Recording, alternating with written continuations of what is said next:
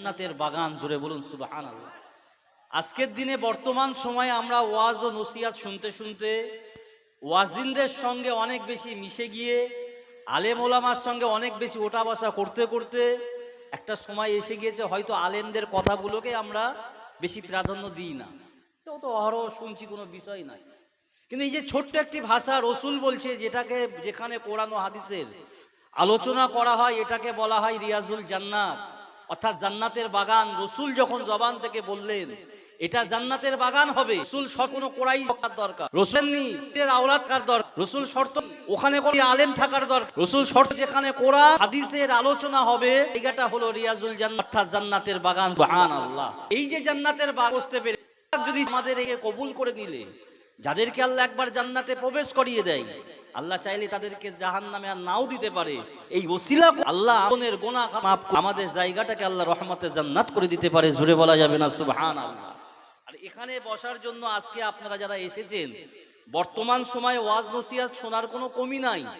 আপনি জলসা তো আগেকার জামানায় একটা গ্রামে 10টা গ্রাম মিলিয়ে একটা জলসা হতো, মুরব্বীরা বলতে পারবে। কিন্তু বর্তমান সময়ে একটা গ্রামে 10টার অধিক জলসা হয়। আপনারা হাওড়া জেলার খবর নিলে দেখতে পাবেন একটা একটা গ্রামে তারা 20 থেকে 22টা 25টা পর্যন্ত জলসা দেয় বছরে। ওদের না বর্ষাকাল আছে, না শীতকাল আছে, না গরমকাল আছে, সারা বছর ধরে ওদের গ্রামে জলসা হচ্ছে। তাহলে আজকের বর্তমান সময়ে জলসার কোনো কমি নাই। আপনি বহু জলসা শুনছেন, সাথে সাথে যদি আপনি মোবাইল ব্যবহার করে থাকেন, মাল্টিমিডিয়া সেট ব্যবহার করে থাকেন, আপনি ইউটিউব খুললেই আপনি যে কোনো প্রান্তের বক্তার জলসা শুনতে পারবেন, দেশ বিদেশের বক্তার জলসা শুনতে পারবেন।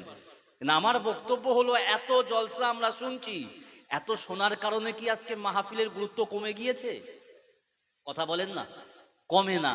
কেন আমরা যখন আমাদের বকরা ঈদের পরে, ঈদুল আজহার পরে প্রত্যেকের বাড়িতে কম বেশি গোশত থাকে, হাড়ি ভর্তি গোশত থাকে, ফ্রিজ ভর্তি গোশত থাকে। তো আমরা গোশত খেতে খেতে এমন একটা পর্যায়ে পৌঁছে যাই, আমরা বাড়ির লোককে, মাকে ডেকে বলি, মা আর ভালো লাগছে না, একটু শাকসবজি রান্না করো, একটু অন্য তরকারি দাও, গোশত ভালো লাগছে না। তা গোশের মধ্যে মেডিকেল সায়েন্স বলছে একটা প্রোটিন আছে, একটা ভিটামিন আছে।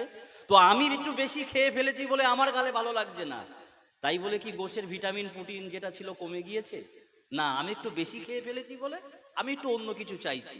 এর প্রোটিন, এর যে ক্ষমতা সেটা কিন্তু কমিনি, এর যে ভালাই সেটা কিন্তু কমিনি। আমার গালে বেশি খেয়ে ফেলেছি বলে আমার একটু স্বাদ পাল্টাতে মন চাইছে। তদরূপ আমরা ওয়াজ ও নসিহতের মাহফিলে বহু রকম ভাবে বহুবার হাজির হই বলে মনে হতে পারে এ জলসাটা নাই বা শুনলাম, এখানে নাই বা বসলাম, কি আছে অন্য জায়গায় শুনে নেব। কিন্তু যত বলুক না কেন, যত হোক না কেন, এই মাহফিলের গুরুত্ব আল্লাহর দরবারে কখনোর জন্য কমি হবে না। একটু জোরে বলা যাবে না সুবহানাল্লাহ? এই যে এখানে বসে আমরা সুবহানাল্লাহ বলছি, এই বলাটার কারণে আল্লাহ আমাদের আমলনামায় 10টা সগীরা গুনাহ ঝরিয়ে দেয় এবং 10টা নেকি আল্লাহ আমাদের আমলনামায় লিপিবদ্ধ করে দেয়। জোরে বলুন না সুবহানাল্লাহ। মানুষ মারা যায়, মারা যাবার পরে আমরা যখন কবরস্থানে চলে যাই, কবরস্থ করতে চলে যাই, আমরা সঙ্গে সঙ্গে যে কবরস্থ দাফন করার দায়িত্ব নিয়ে ইমাম সাহেব আছে, ইমাম সাহেব ডাক দিয়ে বলতে থাকে, সকলকে বলে সূরা ফাতিহা পড়েন, ইখলাস পড়েন, দরুদ শরীফ পড়েন, কারণ একটু সর্বসানি করা হবে, রুহে একটু সওয়াব বকশে দেওয়া হবে। এই যে একটু সর্বসানি করা হবে, রুহে একটু সওয়াব বকশে দেওয়া হবে, এই যে কথাটা বলা হয়, আমরা যারা জীবিত আছি তাদেরকে বলা হয়। কেন? যে ব্যক্তিটা মারা গেল তার আর ক্ষমতা নাই যে তার আমলনামায় তার দ্বারা, নিজের দ্বারা কোনোভাবে নেকি সে অর্জন করতে পারবে। কেননা একটুখানি একটা ঘটনা মাথায় চলে আসলো, আমি একটু বলে দিই। একজন আল্লাহর ওলি ব্যক্তি, তিনি রাস্তার ধার দিয়ে কবরস্থানের পাশ দিয়ে যাচ্ছেন।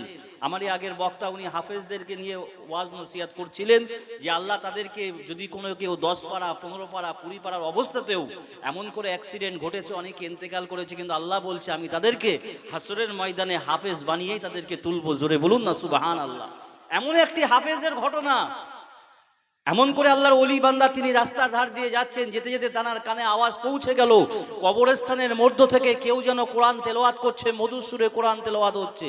আল্লাহর ওলি বান্দা দাঁড়িয়ে গেলেন, কবরের পাঁচিল থেকে মাথাটা বাড়িয়ে দেখছে, মনে হয় কারোর আত্মীয় পরিজন, বাপ মা ইন্তেকাল করে গিয়েছে, তাই হয়তো তার বাড়ির লোক বসে বসে কবরস্থানের পাশে কোরআন তেলাওয়াত করছে। কিন্তু আল্লাহর ওলি তাকিয়ে দেখলেন যে তামাম কবরস্থানের মধ্যে কবরগুলো দেখতে পাওয়া যাচ্ছে, কোনো মানুষকে দেখতে পাওয়া যাচ্ছে না। কে কোরআন তেলাওয়াত করছে, কিন্তু আওয়াজ একটা ভেসে আসছে। উনি খুব ভালো করে লক্ষ্য করে দেখতে পেল যে একটা কবরের মধ্য থেকে কোরআন তেলাওয়াতের আওয়াজটা ভেসে আসছে। একটু জোরে বলুন না সুবহানাল্লাহ। আল্লাহর ওলি বান্দা তিনি থাকতে পারেননি যে কবরস্থানের মধ্য থেকে যখন কোরআন তেলাওয়াতের আওয়াজ আসছে, এটা কোনো আম বান্দা নয়, সাধারণ মানুষ নয়, নিশ্চয়ই আল্লাহর কোনো খাস বান্দা হবে। আল্লাহর ওলি বান্দা সঙ্গে সঙ্গে কবরস্থানের মধ্যে পৌঁছে গেলেন, ওই কবরের ধারে চলে গেলেন, সালাম জানিয়ে বললেন, এই আল্লাহর বান্দা কে গো তুমি, তুমি এত সুন্দরভাবে কোরআন তেলাওয়াত করতে আছো। কবরের মধ্য থেকে সালামের জবাব আসলো, বলল, আল্লাহর মাহবুব বান্দা, আমি দুনিয়ার জমিনে একজন হাফেজ ছিলাম, হাফেজে কোরআন ছিলাম। আমি যখনই সময় পেতাম সর্বদা কোরআন তেলাওয়াত করতাম। আমার ইন্তেকালের পরে আল্লাহর দরবার থেকে আমি বলেছিলাম, আল্লাহ, আমি দুনিয়ার জমিনে যখনই থাকতাম সে অবসর সময়ে কোরআন তেলাওয়াত করতাম। মালিক, তুমি আমাকে সেই কোরআন তেলাওয়াতের ক্ষমতাটাকে ফিরিয়ে দাও। আমার দুনিয়ার জমিন থেকে পর্দা নিয়েছি, মারা গিয়েছি, কিন্তু মালিক তোমার কাছে চাই তুমি আমাকে কোরআন তেলাওয়াতের ক্ষমতাটা ফিরিয়ে দাও। আমি তোমার কোরআনটাকে এখনো তেলাওয়াত করতে চাই। আল্লাহ পাক আমার কোরআন তেলাওয়াতের ক্ষমতাটাকে ফিরিয়ে দিয়েছে, কিন্তু এই ক্ষমতাকে ফিরিয়ে দেওয়ার কারণে আমি কবরে বসে বসে কোরআন তেলাওয়াত করতে আছি, আর আপনি আমার কোরআন তেলাওয়াতের আওয়াজটা শুনতে পেয়েছেন। এ কথা শোনার সাথে সাথে আল্লাহর ওলি বান্দা উনি বললেন সুবহানাল্লাহ। উনি যখন সুবহানাল্লাহ বললেন, সাথে সাথে ওই হাফেজ বান্দা উনি বলছেন আল্লাহু আকবার বলে চিৎকার মেরে উঠেছে। একটু জোরে বলুন না সুবহানাল্লাহ। আল্লাহ ওলি বান্দা বলছে, বাবা, আমি এই জন্য সুবহানাল্লাহ বললাম যে আল্লাহ কত মহান, তোমাকে এই ক্ষমতা দান করেছে, আল্লাহ তোমার প্রতি দয়া করেছে, আল্লাহ তোমাকে কোরআন তেলাওয়াতের জন্য ক্ষমতা দান করেছে, এজন্য আমি সুবহানাল্লাহ বললাম। কিন্তু তুমি সুবহানাল্লাহ শোনার সাথে সাথে তুমি আল্লাহু আকবার কেন বললে একটু আমাকে জানাবে? ওই সময় হাফেজ বান্দাটি বলছে, আল্লাহর ওলি বান্দা, আমি যখন হায়াতে জিন্দেগিতে ছিলাম, আমি কোরআনের একটা অক্ষর তেলাওয়াত করার সাথে সাথে আল্লাহ আমার আমলনামায় 10টা নেকি লিপিবদ্ধ করে দিত, কিন্তু আমার ইন্তেকালের পরে আমি কোরআন তেলাওয়াত করতে আছি, কিন্তু তারপরেও আল্লাহ আমার আমলনামায় কোনো নেকি লিপিবদ্ধ করে দেয় না। কেন? মানুষ যতক্ষণ হায়াতে আছে, জিন্দেগিতে আছে, ততক্ষণ সে তার নিজের আমলনামায় নেকি লিপিবদ্ধ করাতে পারবে, নেকি অর্জন করতে পারবে। কিন্তু একটাবার দুনিয়া থেকে বিদায় নিলে তার সে ক্ষমতা হারিয়ে যায়, সে ক্ষমতা তার আর থাকে না। কিন্তু আমি দেখলাম আপনি এখনো হায়াতের জিন্দেগিতে আছেন, আপনি কেবলমাত্র জবান থেকে একটাবার সুবহানাল্লাহ বলার সাথে সাথে আল্লাহ পাক আসমান থেকে জমিন পর্যন্ত আল্লাহ নেকিতে পরিপূর্ণ করে দিয়েছে। এ দৃশ্য দেখার সাথে সাথে আমি আল্লাহু আকবার বলে চিৎকার মেরে উঠেছি। একটু জোরে জোরে বলা যাবে না? একটু জোরে বলা যাবে না সুবহানাল্লাহ? তাহলে হায়াতে জিন্দেগিতে থাকার কারণে এখানে বসে যে আমরা দরুদ শরীফ পড়ি, কলেমা শরীফ পড়ি, সুবহানাল্লাহ বলি, এটা বলার কারণে কতটা নেকি আল্লাহ আমাদের আমলনামায় দিয়ে থাকে। শুধু তাই নয়, এখানে যখনই কোনো বক্তা আসে আপনাদেরকে নিয়ে দরুদ শরীফ কলেমা শরীফ পড়ায় না? এ কথা বলেন না? দরুদ শরীফ পড়াবে, কলেমা শরীফ পড়াবে। অনেকের মনে হতে পারে এটা মনে হয় বক্তাদের জলসা শুরু করার স্টাইল, কিন্তু না, এই দুটো জিনিসের মধ্যে আল্লাহ তামাম ফায়দাকে নিহিত রেখে দিয়েছে। এক, লা ইলাহা ইল্লাল্লাহ মুহাম্মাদুর রাসূলুল্লাহ সাল্লাল্লাহু আলাইহি সাল্লাম, আল্লাহ ছাড়া কোনো মাবুদ নাই, নবী মুহাম্মাদুর রাসূলুল্লাহ সাল্লাল্লাহু আলাইহি সাল্লাম আল্লাহর প্রেরিত রাসূল। এটা যখন বিশ্বাস করে দিয়েছি, নেবার পরে আল্লাহ সবথেকে বেশি যে কাজে খুশি হয়ে যায় সেটা হলো তার হাবিবের উপরে দরুদটা পাঠ করলে খুশি হয়ে যায়। আমরা সাথে সাথে দরুদটাও পাঠ করি। এই দুটো জিনিস যখন পড়ানো হয়, এই পড়ানোর কারণে রাসূল সাল্লাল্লাহু আলাইহি সাল্লাম বলছে, হাদিসে কুদসির মধ্যে এসেছে, দুনিয়ার জমিনে যখন কোনো বান্দাবান্দি কলেমা উচ্চারণ করে, তখন এই কলেমার আওয়াজটা দুনিয়া পর্যন্ত সীমাবদ্ধ থাকে না। এখানে যারা বসে আছেন কলেমা পড়া হয়েছে না হয়নি? আগের বক্তা এসেছে কলেমা শরীফ পড়িয়েছে, আমি গুনাহগার পড়িয়েছি, যে আমার পরে আসবে তিনিও পড়াবেন। রাসূল বলছে, দুনিয়ার জমিনে যখন কোনো বান্দাবান্দি কলেমাটা উচ্চারণ করে, তখন এই কলেমার আওয়াজটা দুনিয়া পর্যন্ত সীমাবদ্ধ থাকে না, এই কলেমার আওয়াজটা আমার আল্লাহর আরশে আজিম পর্যন্ত পৌঁছে যায়। তো জোরে বলুন না সুবহানাল্লাহ। এবং এই কালেমাটি আমার আল্লাহর সম্মুখে গিয়ে অস্থিরভাবে ঘোরাঘুরি করতে থাকে। আল্লাহ পাক ডাক দিয়ে বলে, কালেমা রে, তুমি কেন আমার সম্মুখে এমন অস্থিরভাবে ঘোরাঘুরি করছো? কলেমা ডাক দেবে, আল্লাহ, দুনিয়ার জমিনে যে বান্দাবান্দি আমাকে পড়ে নিল, যে বান্দাবান্দি আমাকে উচ্চারণ করলো, আয় আল্লাহ, মনে হয় এখনো তার জীবনের গুনাহ খাতা মাফ করা হয়নি, এজন্য আমি কলেমা স্থির থাকতে পারছি না, অস্থির অবস্থায় তোমার সম্মুখে ঘোরাঘুরি করছি। আল্লাহ ডাক দে বলে, কালেমা, তোমার জানা নাই আমি আল্লাহ দুনিয়ার জমিনে যাদের জবান থেকে তোমাকে বাহির করে নিয়েছি, এরা কলেমা পড়া দূরের কথা, কলেমা পড়া নিয়ত করার সাথে সাথে আমি আল্লাহ তাদের জীবনের গুনাহ খাতাগুলোকে মাফ করে দিয়ে থাকি। একটু জোরে জোরে বলা যাবে না? একটু জোরে বলা যাবে না সুবহানাল্লাহ?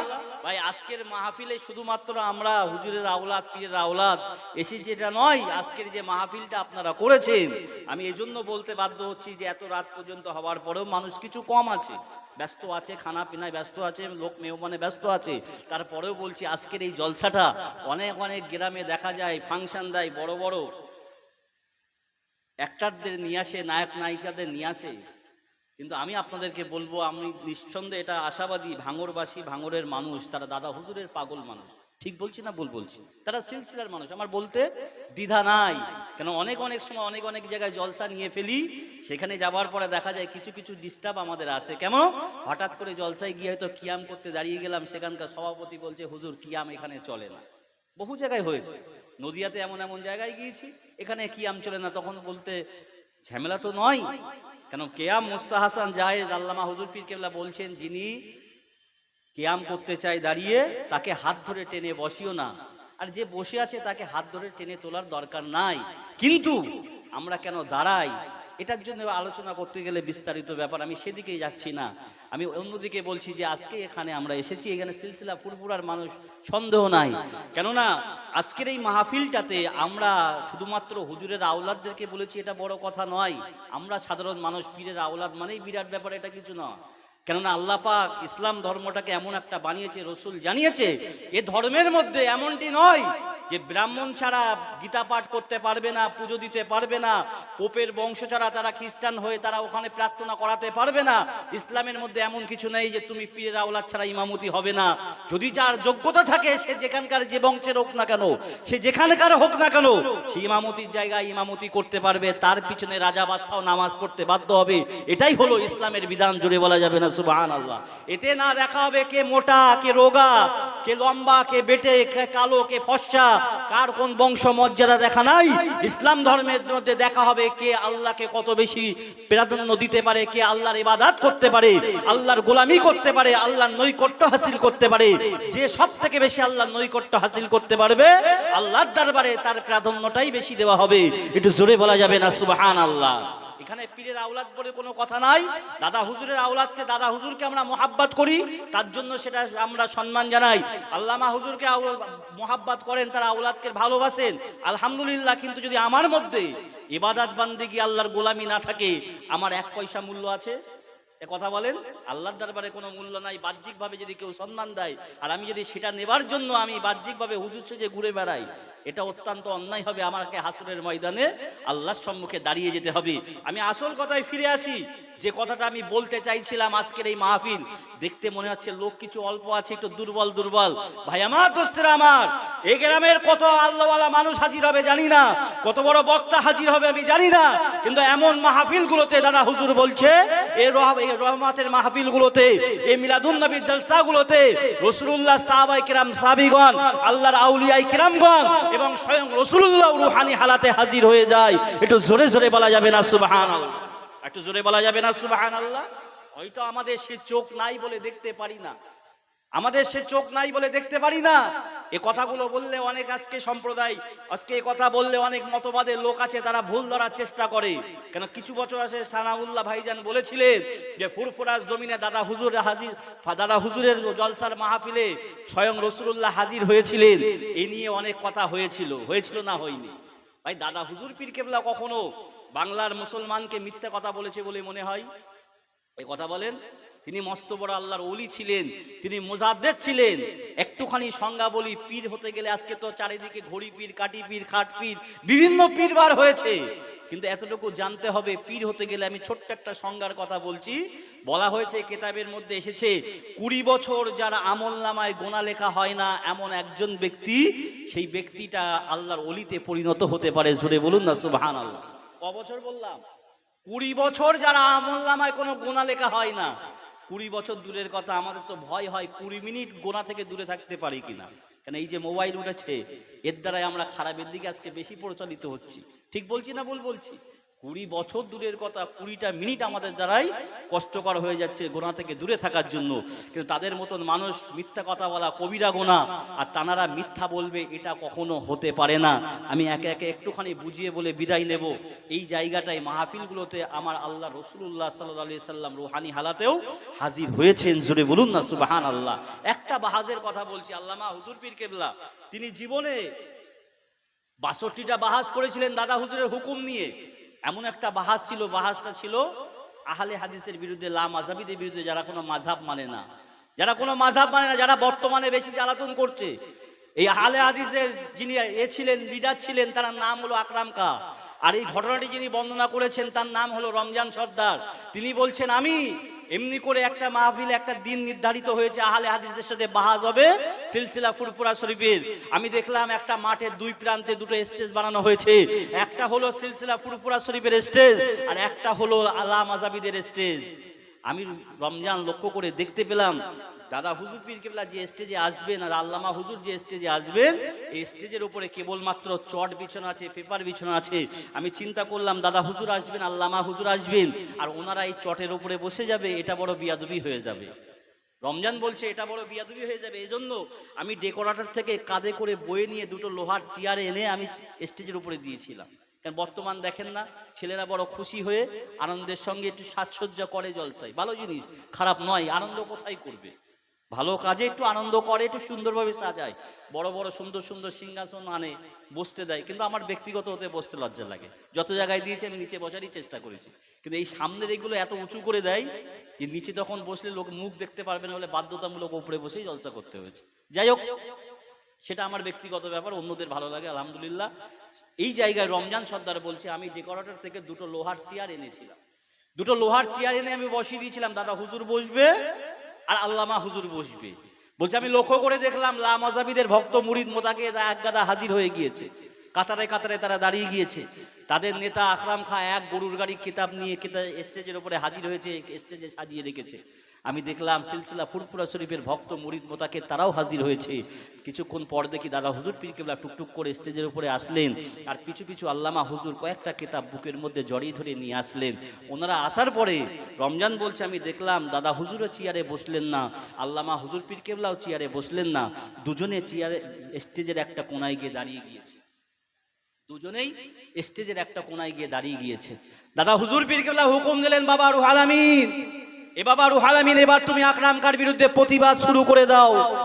দাদা রমজান সর্দার বলছে, আমি দেখলাম দাদা হুজুরের হুকুম পাওয়ার পরে আল্লামা হুজুর পীর কেবলা আকরাম খাঁকে লক্ষ্য করে নিয়ে তার বিরুদ্ধে যখন কোরআন ও হাদিস থেকে প্রতিবাদ শুরু করে দিয়েছে, কোরআন ও হাদিস থেকে যখন জবাব দেওয়া শুরু করে দিয়েছে, এমন করে কয়েক ঘন্টা বাহাস হবার পরে আকরাম খাঁ প্রতিবাদের উত্তর দিতে না পেরে ওখান থেকে পরাজয় বরণ করে পালিয়ে চলে গেল।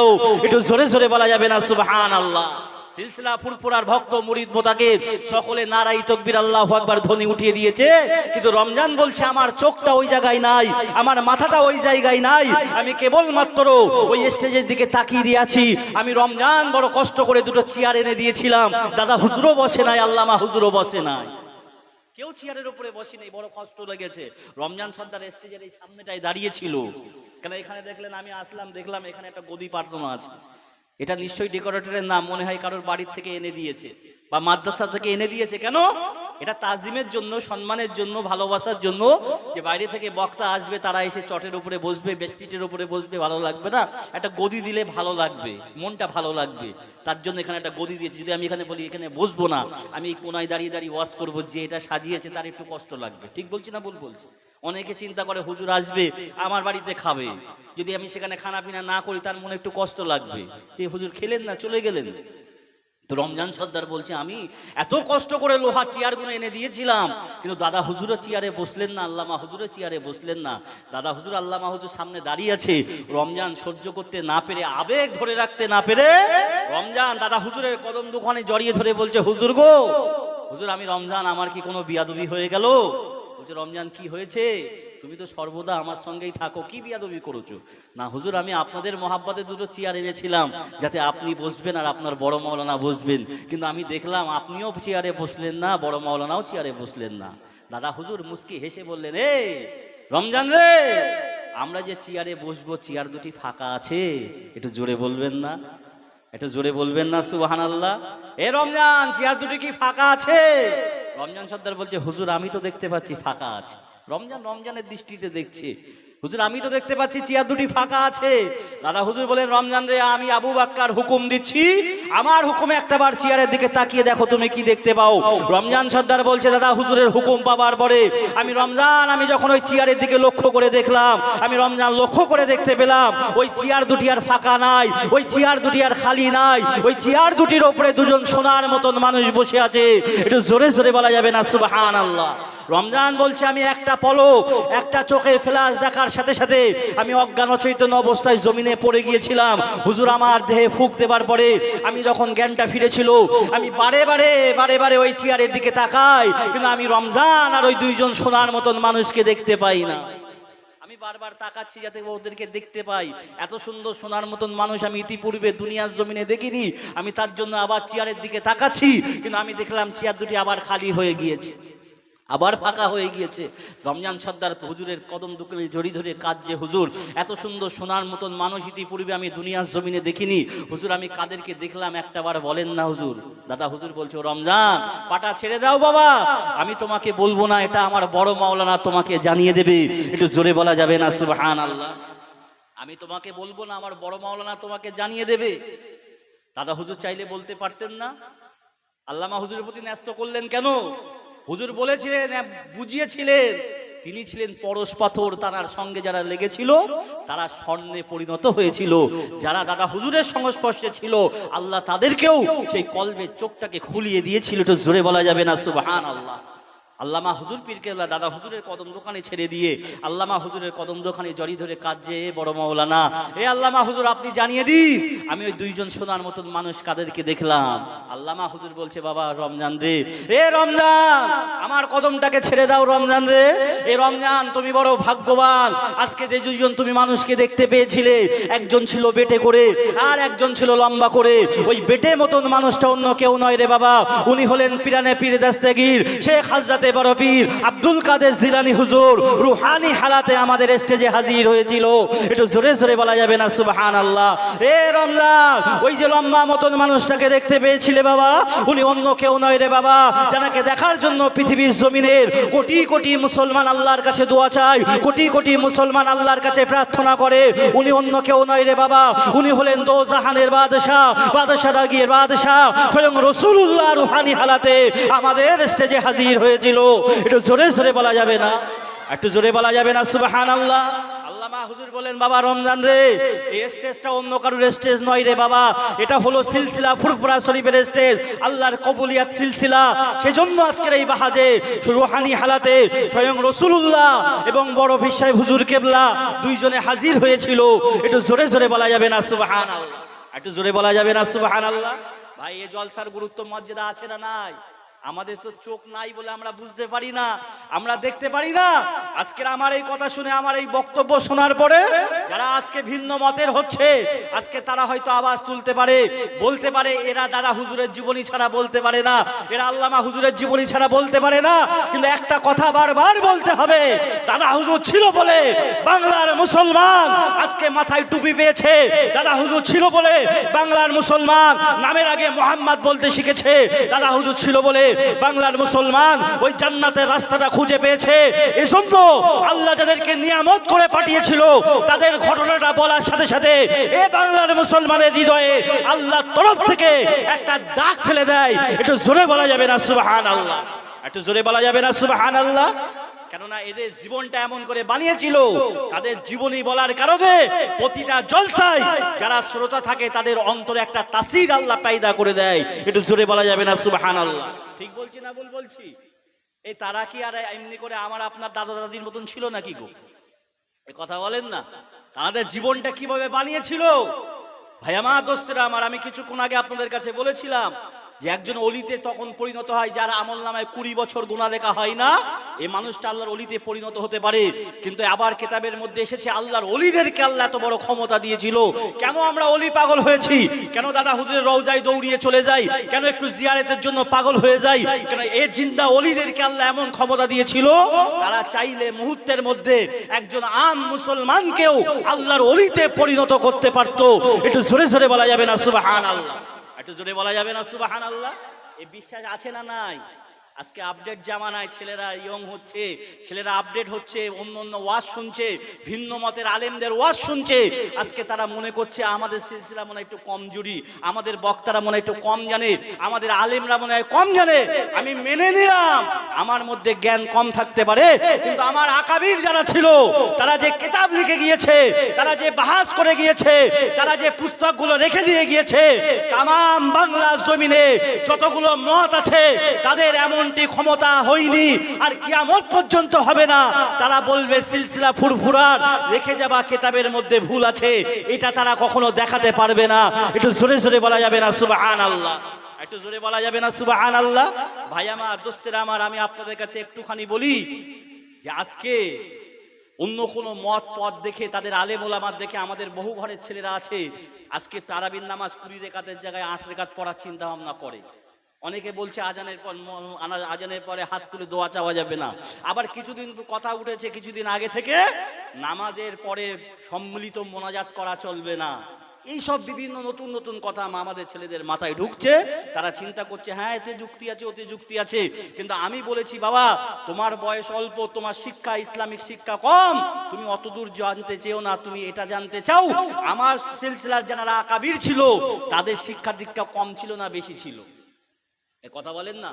আমি বাইজিদ, আমার জ্ঞান নাই, কিন্তু আমি যাকে আকাবির হিসাবে মেনেছি, আমি যাকে নেতা হিসেবে মেনেছি, তার জ্ঞানটা কম ছিল না বেশি ছিল দেখার প্রয়োজন আছে না নাই? আমার ক্ষুদ্র জ্ঞান, আমি যদি আজকের থেকে বাঁচতে শুরু করি দিনটা অনেক পার হয়ে যাবে, হায়াত ছোট হয়ে এসেছে। কথাই বলে আমি বাজার করতে গিয়ে যদি সারাদিন ধরে যদি আমি ঝিঙে মূলো পটল বাঁচতে বাঁচতে দুপুর পার করে সন্ধে হয়ে যায়, বাড়ি বাজার করে আনার পরে ঘরের স্ত্রী রাগ করবে না? করবে না? তুমি গেলে বাজার করতে, রান্না হবে দুপুরে, খাওয়া দুপুরবেলা, আর তুমি এত দেরি করলে কেন? আমি বলছি না, আমি তো আলুটা ভালো করে বাছছিলাম, পটলটা কচি কিনা ভালো করে দেখছিলাম, ঝিঙেটা কচি কিনা ভালো করে বুঝছিলাম। এ বুঝতে বুঝতে বেলা হয়ে রাত হয়ে গিয়েছে, রাগ করো না, রান্না করো। পেট এদিক জ্বালা করছে, খাবার টাইম শেষ। তাহলে এখন যদি আসার পরে যে আমরা চিন্তা করি হাত তুলে মোনাজাত করে যাবে না যাবে না, দাঁড়িয়ে কিয়াম করা যাবে না যাবে না, 20 রেকাত পড়তে হবে না 8 রেকাত পড়তে হবে না 12 রেকাত পড়তে হবে, নতুন করে যদি আবার খোঁজা শুরু করেন হায়াত পার হয়ে যাবে, ইবাদত করা চলবে না। কেননা আমরা এতটুকু জানি দাদা হুজুর পীর কেবলা যে মত ও পথ দিয়ে গিয়েছেন তিনি ক্ষুদ্র জ্ঞানে দিয়ে যাননি। একটুখানি একটা নতি শুনে রেখে দেন, বর্তমান সময়ে যত বড় আলেম বলেন না কেন, যেখান থেকে পাস করে আসুক না কেন, তারা যদি হাদিসের কিতাব পড়ে থাকে, হাদিসের দার্স যদি দিয়ে থাকে, তারা 6টা 76 হাদিসের কিতাব বাদে খুব বেশি বেশি হলে 6টা থেকে 8টা, খুব বেশি হলে 10টা কিতাব পড়াতে পারে। মাদ্রাসায় 6টা থেকে 8টা থেকে 10টা নিজে ইচ্ছা করলে সে পড়তে পারে, তার থেকে বেশি কেউ জ্ঞান অর্জন করতে পারেনি। কিন্তু ততদিন সময়ে আব্দুল মাহবুব সাহেব সোয়ানে উমরি কিতাবের মধ্যে দাদা হুজুরের জীবনী লিখতে গিয়ে বলছেন, এই কথাটা আপনারা অহরহ শুনেছেন, আমি আবারও রিপিট করছি। তিনি বলেছেন দাদা হুজুর পীর কেবলা ততদিন সময়ে তিনি 1টি 2টি নয়, মক্কা জমিন থেকে 40টি হাদিসের কিতাবে সনদ তিনি লাভ করেছিলেন। একটু জোরে বলা যাবে না সুবহানাল্লাহ? একটু জোরে বলা যাবে না সুবহানাল্লাহ? দাঁড়িয়ে সালাম পড়বো না এ নিয়ে বহু কথা ওঠে, একটুখানি শুনে রেখে দেন। শাহ ওলিউল্লাহ মুহাদ্দিস দেহলভী তিনি এমনি করে বহু কিতাব লিখেছেন, কিতাব রচনা করেছেন, জানার মতন মানুষ। তিনি বলছেন বাংলার জমিনে, তিনি বলছেন যখন আমি জীবনের কিতাবের মধ্যে তিনি একটা কিতাব লিখেছেন আকবরুল আখিয়ার, এই আকবরুল আখিয়ার কিতাবের মধ্যে তিনি 614 পৃষ্ঠায় উর্দু কিতাব, আরবি থেকে উর্দুতে ট্রান্সলেট করা হয়েছে। সেই উর্দু কিতাবে ঠিক আছে,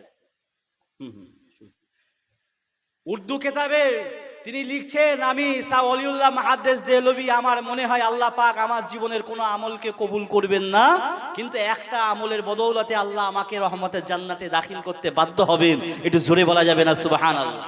কি বললাম? কেতাবটির নাম হলো আকবরুল আখিয়ার।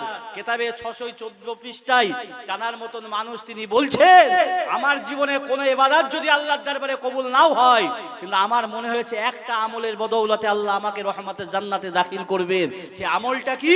সেই আমলটা অন্য কিছু নয়। তিনি বলছেন আমলটি হলো, যেখানে যখনই মিলাদুন নবীর জালসা হতো, ওই মিলাদুন নবীর জালসাতে আমি রসুলের উপরে দাঁড়িয়ে দাঁড়িয়ে সালাতুস সালামের নাজরানা পৌঁছে দিতাম।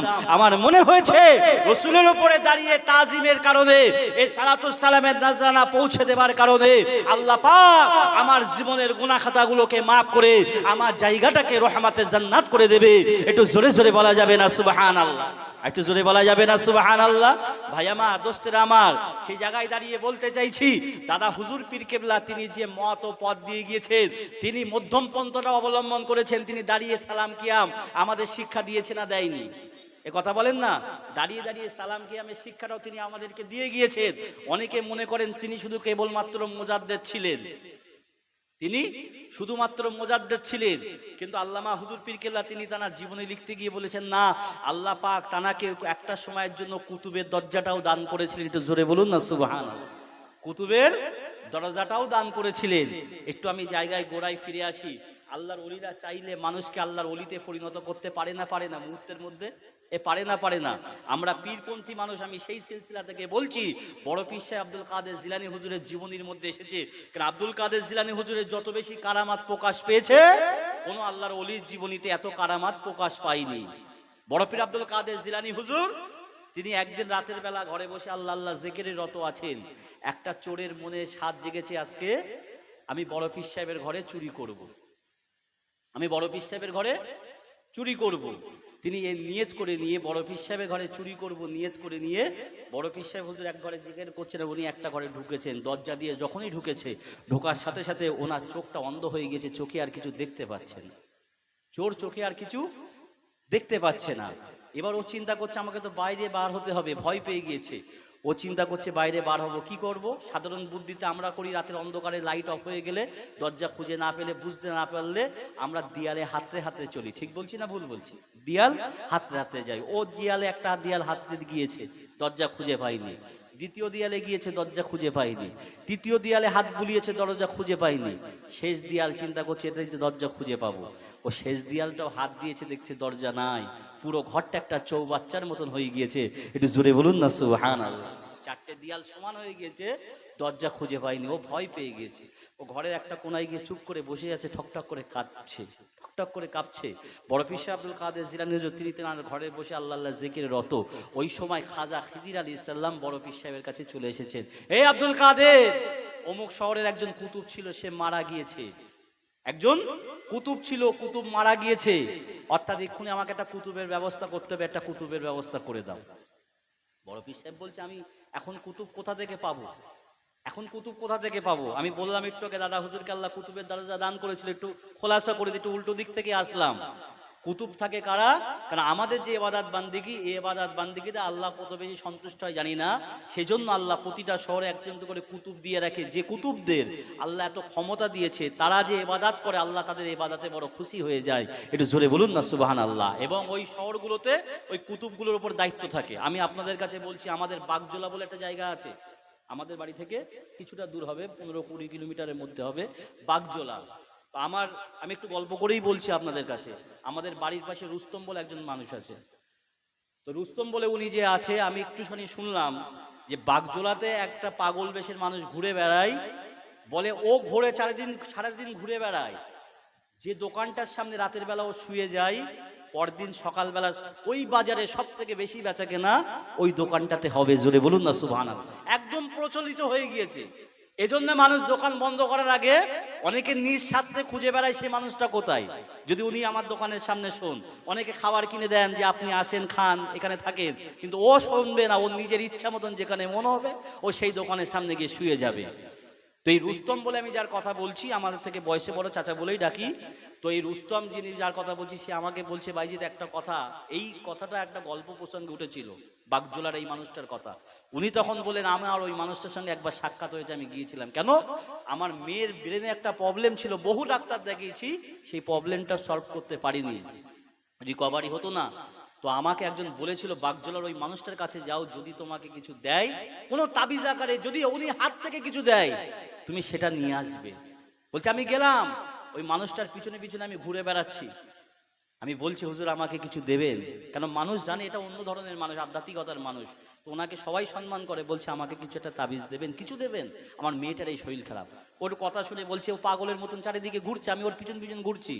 ঘুরতে ঘুরতে ঘুরতে ঘুরতে একটা সময় গেল, গেলে আমাকে বলছে একটা পেন আর কাগজ এনে দে, একটা পেন কাগজ এনে দে। বলছে আমি এনে দিয়েছি, কি ঘিচিমিচি লিখলো একদম বোঝে না, অল্প একটুখানি ওর যা মনে হয়েছে একটা দাগ মতন দিয়েছি, দিয়ে বলছি যা এটা নিয়ে তোর মেয়ের গলায় দিয়ে দিয়ে যা, নিয়ে চলে যা। ওই বলছে আমি এটা নিয়ে গিয়ে আমার মেয়ের গলায় বড় বিশ্বাসের সাথে আল্লাহর প্রতি তাওয়াক্কুল রেখে আমি দিয়েছি। আমি তোমাকে বলছি আল্লাহ শুকর করে যে তারপর থেকে আমার মেয়েকে আর ডাক্তার দেখাতে হয়নি। একটু জোরে বলা যাবে না? একটু জোরে বলা যাবে না? আমি বলছি আমার গায়ে কাটা দিচ্ছে, এতটা বাস্তব জিনিস। হয়তো আজকে সব গল্পে পরিণত হয়ে গিয়েছে। মানুষের আধ্যাত্মিকতা জিনিসটাকে একটা মনে করে যে যেমন কাল্পনিক গল্প, আর সেই জায়গার সঙ্গে মিলিয়ে দিচ্ছে। এটা বড় দুঃখের বিষয়। তাসাউফপন্থী মানুষের আধ্যাত্মিকতার বিষয়টাকে আজকে কাল্পনিক গল্পের সঙ্গে মিলিয়ে দেওয়া হয়, এটা বড় দুঃখের বিষয়। তো যাই হোক, তো এই মানুষটা এমনই একটা মানুষ, এরা কুতুব নেয় পাগলের মতো হয়তো ঘুরে বেড়ায়, কিন্তু আল্লাহ পাক এদের দরজা অনেক উদ্ধার দিয়েছে। জোরে বলুন সুবহানাল্লাহ। ঠিক তদরূপ দাদা হুজুর লিখছে, আল্লামা হুজুর দাদা হুজুরের জীবনীর মধ্যে লিখছে যে এমন সময় কলকাতা, আমি একটু বলছি দাদা হুজুরের কথাটা বলে বলছি, দাদা হুজুর পীর কেবলা কলকাতার জমিন দিয়ে হেঁটে হেঁটে যাচ্ছে, সঙ্গে খলিফারা আছে। একজন মানুষ দাদা হুজুরকে ডাক দিয়েছে, রে আবু বকর একটু দাঁড়িয়ে যাও। খলিফারা একটু অবাক হয়ে গেলেন, দাদা হুজুরের নাম ধরে কে ডাকে? হুজুরকে সবাই দাদা হুজুর, ছোটদেরও দাদা হুজুর, বড়দেরও দাদা হুজুর, দাদা হুজুরের নাম ধরে কে ডাকে? বলছে আবু বকর একটু দাঁড়িয়ে যাও। হুজুর এক কথায় দাঁড়িয়ে গেলেন, এই আবু বকর আমার কাছে এসো। উনি দাদা হুজুরের কাছে যাননি, দাদা হুজুরকে ওনার কাছে ডেকে নিয়েছে। দাদা হুজুর টুকটুক করে ওনার কাছে গেলেন। উনি পাগল বেশে মানুষ, দেখতে গায়ে একটা ছেঁড়া কম্বল আছে, আর হাতে একটা বড় লাঠি আছে। খলিফারা বলছেন, দাদা হুজুর যখন ডাকলো, দাদা হুজুর যখন কাছে গেলেন, খলিফার সামনে দাদা হুজুরকে বলেন, আবু বকর এই লাঠিটা একটু ধরো। দাদা হুজুর বলছে, খলিফারা বলছে, দাদা হুজুর লাঠিটা ধরলেন। ওই মানুষটা নিজের কম্বল বিছিয়ে একটু শুয়ে গিয়েছেন, শুয়ে ঘুমিয়ে গিয়েছেন, একদম অল্প সময়ের মধ্যে উনি শুয়ে ঘুমিয়ে গিয়েছে। দাদা হুজুর পীর কেবলা দাঁড়িয়ে আছে, লাঠিটা ধরে দাঁড়িয়ে আছে, ঠক ঠক করে কাঁপছে, আর তার দেহ থেকে ঘামগুলো ঝরে ঝরে পড়ছে, তার দেহ থেকে ঘামগুলো ঝরে ঝরে পড়ছে। দাদা হুজুর পীর কেবলা লাঠিটা ধরে দাঁড়িয়ে থাকার পরে কিছুক্ষণ পরে মানুষটা ঘুম থেকে উঠে গিয়ে দাদা হুজুরকে বলে, নে আবু বকর দাও লাঠিটা দাও। লাঠিটা হাতে নিল, নিয়ে তিনি দৌড়াতে দৌড়াতে চলে গিয়েছে। খলিফারা একটু রেগে গিয়েছে, স্বাভাবিক দাদা হুজুরের সঙ্গে কেউ এমন ভাবে কথা বললে সহ্য করবে না। খলিফারা বলছে, হুজুর এই বিয়াদবটা কে, যে আপনাকে নাম ধরে ডাকলো, আপনাকে আপনি তার কাছে চলে গেলেন, আপনার কাছে লাঠিটা ধরিয়ে দিয়ে সে শুয়ে গেল, ঘুমিয়ে গেল, আর আপনি তার কথা মতন লাঠি ধরে দাঁড়িয়ে থাকলেন। হুজুরের বিয়াদবটা কে? দাদা হুজুর বললেন, খবরদার এই মানুষটাকে আর বিয়াদব বলবে না। আল্লাহ তোমাদের বড় সৌভাগ্য করেছে, আল্লাহ একজন কুতুবের সঙ্গে আজকে তোমাদের সাক্ষাৎ করিয়ে দিয়েছে। একটু জোরে বলা যাবে না সুবহানাল্লাহ? উনি হলেন কলকাতা শহরের কুতুব। উনি বড় ক্লান্ত ছিল, পরিশ্রান্ত ছিল। আমি আবু বকর যখন রাস্তা দিয়ে যাচ্ছিলাম, উনি আমাকে ডেকে নিয়ে আমার হাতে যে লাঠি উঠিয়ে দিয়েছিল, তার মানে গোটা কলকাতার দায়িত্বটা আমি আবু বকর কিছুক্ষণের জন্য আমার কাছে আল্লাহ দিয়েছিল, যে কারণে আমি আবু বকর আমার দেহ থেকে ঘামগুলো ঝরে ঝরে পড়ছিল, আর আমার দেহের মধ্যে একটা কম্পন শুরু হয়ে গিয়েছিল। একটু জোরে জোরে বলা যাবে না সুবহানাল্লাহ? দায়িত্বটা একটু অর্ধেক দায়িত্ব না, অনেক বড় দায়িত্ব। আমি আবু বকর, আমি মুজাদ্দেদে জামান হতে পারি, আমি সমাজ সংস্কারক হতে পারি, কিন্তু এটা অনেক বড় দায়িত্ব। কিছুক্ষণের জন্য পালন করার কারণে আমার দেহের মধ্যে একটা কম্পন শুরু হয়েছিল। একটু জোরে জোরে বলা যাবে না সুবহানাল্লাহ? দাদা হুজুর পীর কেবলাকে কুতুবের লকাবটাও এই জন্য দেওয়া হয়। আল্লামা হুজুর বলছেন, তিনি আমাদের যিনি আকাবির ছিলেন, তিনি যাই তাই ছিলেন না। যাই হোক, জায়গায় ফিরে আসি। চোরটা ঘরের এক কোনায় বসে আছে, আর বড় পীর সাহেব হুজুরকে বললেন যে আমাকে, খাজা খিজির আলী সাল্লাম বলছে আমাকে কোন একটা কুতুবের ব্যবস্থা করে দাও, কোন একটা কুতুবের ব্যবস্থা করে দাও। হুজুর চিন্তা করছে কুতুব কোথায় পাবো। বলছে আচ্ছা একটুখানি দাঁড়িয়ে যান। হুজুর পাশের ঘরে এসেছে, চোরটার সামনে গিয়ে চোরের চোখে হাতটা বুলিয়ে দেওয়ার সাথে সাথে চোখ দুটো ভালো হয়ে গেছে। হুজুরকে বলছে, হুজুর ভুল হয়ে গেছিল, ক্ষমা করে দেন, আমি চুরি করতে ঢুকেছিলাম, আমি জীবনে আর আপনার ঘরে আসবো না। আপনার ঘর দূরের কথা, আমি তওবা করছি আর জীবনে চুরি করব না, আমার ভুল হয়েছে, আপনি ছেড়ে দেন। বড় পীর সাহেব বললেন, বাবা তুমি এসেছিলে আমার ঘর থেকে দুনিয়াবি কিছু সম্পদ নেওয়ার জন্য, কিন্তু শোনো তোমাকে দুনিয়াবি কিছু সম্পদ, আমি দুনিয়াবি কিছু সম্পদ দিতে পারবো না। আমি আব্দুল কাদের আজকে এমন কিছু সম্পদ তোমাকে দেব যেটার কারণে আল্লাহ তোমার আখিরাতটাকে উজ্জ্বল করে দেবে। এ বলে বড় পীর সাহেব ওনাকে দাঁড়িয়ে একে বুকের মধ্যে জড়িয়ে ফয়েজে ইত্তেহাদি দান করার সাথে সাথে এই আম পাক চোরটাকে আল্লাহ পাক মুহূর্তের মধ্যে আল্লাহর অলিতে নয় কুতুবে পরিণত করে দিয়েছিল। একটু জোরে জোরে বলা যাবে না সুবহানাল্লাহ। বড় পীর সাহেব খাজা খিজি আলাইহিস সালামকে বলেন, হুজুর আপনার কুতুব তৈরি হয়ে গিয়েছে, আপনি নিয়ে চলে যান। একটু জোরে জোরে বলা যাবে না সুবহানাল্লাহ। ভাই আমার, দোস্তরা আমার, আমরা সেই সুফি তন্ত্রের মানুষ, সেই সিলসিলাপন্থী মানুষ, পীর তন্ত্রের মানুষ। আজকে আমরা ভুলে যাই যে আমাদের আকাবিদদের পাওয়ারটা কত ছিল, আমাদের আকাবিদদের গুরুত্বটা কত ছিল। কিন্তু বড় দুঃখের বিষয় হলো তাদের জীবনী চরিত্র যদি আমরা সারা জীবন শুনতে থাকি তাতে কিন্তু আমাদের ফায়দা আসবে না, ইমানি জোরটা বাঁধতে পারে। কিন্তু আমি সর্বপ্রথমে, আমি তো এতটা গল্প করলাম, এত গল্পের ওয়াজ আমি করি না, কেননা এত লোকজনের জন্য একটু কমই থাকার কারণে আমি জলসার গুরুত্ব, মাহফিলের গুরুত্ব বোঝানোর জন্য এতটা আমি ওয়াকিয়া বলে জলসা করলাম। কেন আমি মূলত জলসা করতে করতে নিজেদের জন্য যেটা ভালো হয়, যেটা আমাদের কাজে আসে, আমি সেই কথার দিকে বলার চেষ্টা করি, যুক্তি তর্ক দিয়ে সেটাকে বোঝানোর চেষ্টা করি। আমি জায়গায় ফিরে আসি, একেবারে শেষ জায়গায়। আমি সর্বপ্রথম একটা ছোট্ট কোরআন পাকের আয়াতে কারিমা তেলাওয়াত করেছিলাম, ইন্নাল্লাহা লা ইউগাইয়িরু মা বিকওমি হাত্তা ইউগাইয়িরু মা বিআনফুসিহিম। আল্লাহ পাক বললেন, যে জাতি, যে কওম নিজে পরিবর্তন হয় না, আমি আল্লাহ সেই জাতি, সেই কওমকে কখনো পরিবর্তন করব না। কথা বুঝে এসছে? আজকে আমাদের এখানে শোনা, বোঝা, জানা সবকিছুর পরেও এখানে বসলে নিঃসন্দেহে নেকি পাওয়া যাবে, নিঃসন্দেহে গুনাহ মাফ হবে। তারপরেও যদি আল্লাহ হায়াতে রাখে, কাল থেকে যদি গুনাহ করি, গুনাহ লেখা হবে না হবে না? এ কথা বলেন না? কাল থেকে গুনাহ করলে গুনাহ লেখা হবে। তাহলে আমাদের উচিত কি হবে? এই জলসাটা শোনার একটা দিক হলো, ইমামে আযম আবু হানিফা হুজুর বলেছেন এটা হলো বয়স্কদের জন্য পাঠশালা। তারা এখানে বসবে, যারা জীবনে মাদ্রাসায় পড়িনি, কোরআন হাদিসের জ্ঞান ছোটবেলায় অর্জন করিনি, তারা এমন মাহফিলে বসে হুজুরদের কাছ থেকে, আলেমদের কাছ থেকে তারা ওয়াজ নসিহত শুনবে, কোরআন হাদিস শুনে তারা নিজেদের জীবনটাকে অতিবাহিত করার চেষ্টা করবে। তো এই সেই মাহফিল যেখানে বসে আমরা আখিরাতটাকে পাথেয় করার চেষ্টা করব।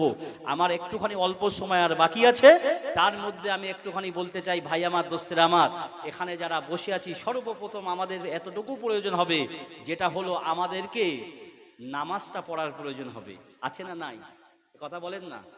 নামাজ পড়ার প্রয়োজন আছে। আমি ঈদের পরের দিনে আমি একটা জলসায় গিয়েছিলাম বারাসাত ময়নাতে। আমার মনে আছে আমি ওই দিনটাই বলেছিলাম যে আজকে এখানে জলসায় এসেছি, আমি বাড়ি থেকে এসেছি, তা মনটা আমার একটা জায়গায় খারাপ। দীর্ঘ একটা মাস আল্লাহ আমাদেরকে 30টা রোজা দিয়েছিলেন, 30টা তারাবি পেয়েছিলাম, 30টা তারাবি আল্লাহ পড়িয়েছেন। কিন্তু এই 30টা তারাবিতে মসজিদে মুসল্লি পেয়েছিলাম, মসজিদে 2 কাতার, 4 কাতার, 5 কাতার দেখেছি, 6 কাতারও মুসল্লি হয়েছে কখনো কখনো। কত ভালো লাগে যে একই সঙ্গে নামাজ পড়া। কিন্তু আমি ঈদের পরের দিন যখন জলসায় যাচ্ছি, আমার বাড়ির মসজিদে যখন নামাজ পড়ছি, আমরা 5 জন নামাজ পড়েছি মাত্র। এমনিতে আমার বাড়ির আশপাশে যারা আছে অন্য সম্প্রদায়ের মানুষ বেশি, তারপরেও যারা একটু পাশের থেকে নামাজ পড়তে আসতো, যে ইয়ং ছেলেগুলো আসতো, যারা আসতো, তারা আর নামাজে নেই। এই যে শুধু রমজান মাসটাকে নামাজের মাস ভাবে ধরে নেওয়া, এটা আমাদের জন্য কষ্টকর হয়ে যায়।